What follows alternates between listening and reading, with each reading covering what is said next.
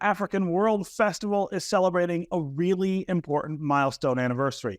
This is the 40th year for the event, which will take over Hart Plaza on the weekend of July 14th. The festival is put on by the Charles H. Wright Museum of African American History, and it celebrates the arts and culture of the African diaspora. American Black Journal contributor Cecilia Sharp of 90.9 WRCJ spoke with festival director Njia Kai about this year's event. I am here with dearly and respectfully called Mama Njia Kai, the authority on event production here in Detroit. So if you say Noel Night, Campus Marches concerts, Beacon Park, the dearly missed Detroit Festival of the Arts, African World Festival, you are the woman behind making those events happen. So before we jump into the African World Festival, how did you get into event production?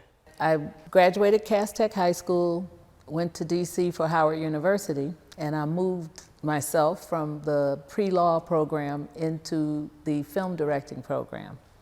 And I really found myself there. And I looked up on this little ad, and it just a 2-line ad, and said, you know, they were looking for a programming coordinator. And I thought, well, I can produce a film, I'm sure I can produce an event.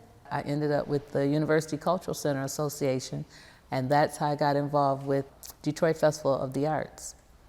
And I'm literally now completing maybe about at least 25 years as a consultant with what is now Midtown Detroit, Inc., had been the University Cultural Center Association, and was the producer of Detroit Festival of the Arts, which was an event I just loved. I'm so grateful to have been associated with that. What's better in life than to do what I really love to do, and then it actually is a service and is appreciated and supports, you know, folks moving forward in their careers. And I love when it does feed somebody.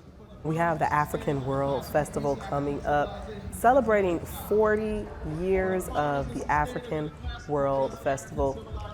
Who are the minds behind the creation of the African World Festival?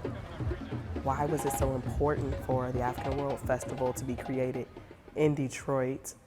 And how has it evolved? The first festival was held in August of 1983. Catherine Blackwell, who is a revered ancestor from this city, she was the first chairperson for the very first African World Festival. And I even saw the registration form for the first craftspeople who were making up the marketplace, and it was Ibn Pori Pitts who was the chair for the craftspersons.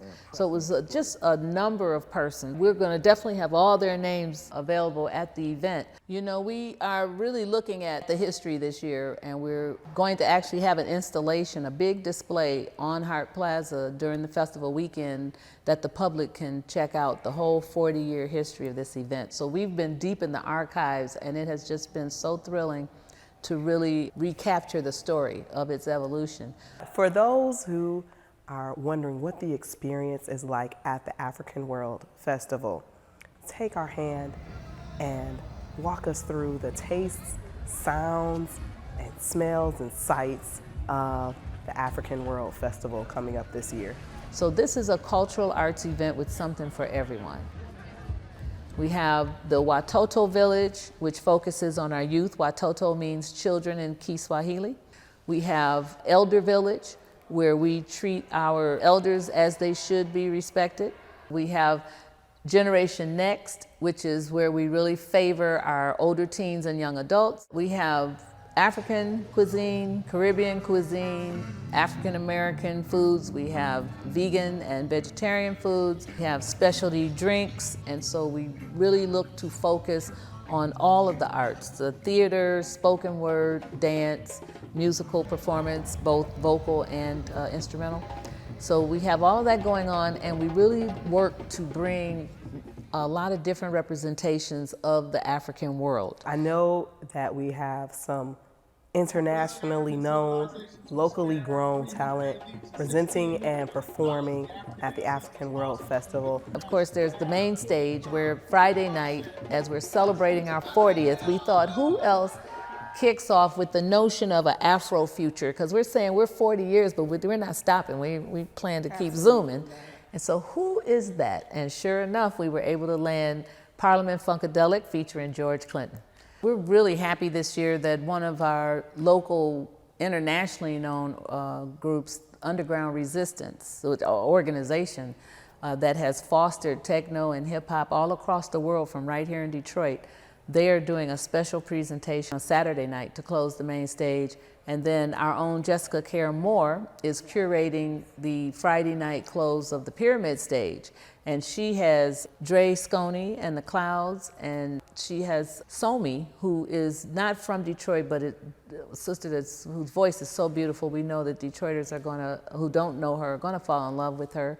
I say the food, the entertainment, and the marketplace. Those are the soul of the African World Festival, but the heart of the festival is the annual reunion, because people come every year, bring their friends and family, and it's just a joyous, it's a beautiful spirit within this festival. It's just an absolute pleasure to be able to provide opportunities. And I'm that bridge. I figured out at some point that I'm that bridge between people who have a talent or a skill or an interest and somebody who needs or wants that talent, skill, or interest. And I can plug it up and we can create something really beautiful.